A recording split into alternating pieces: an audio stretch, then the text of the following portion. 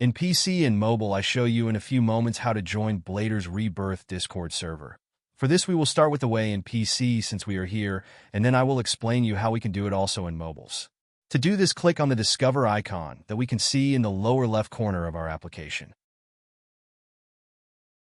Now click on Servers and go to the search box that you will see in the upper right corner and type Bladers.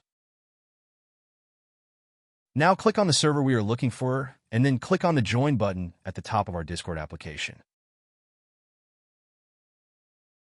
Congratulations, you are already inside the Discord server on PC. On mobiles, it is quite likely that you cannot do this same process as it does not usually show the option to discover. That's why I'll leave a link to access to this server in the description of this video. Simply access the description and click on it, and thereby automatically access the Discord server without doing anything else. Please give a like to this video, comment, and subscribe. Until the next one.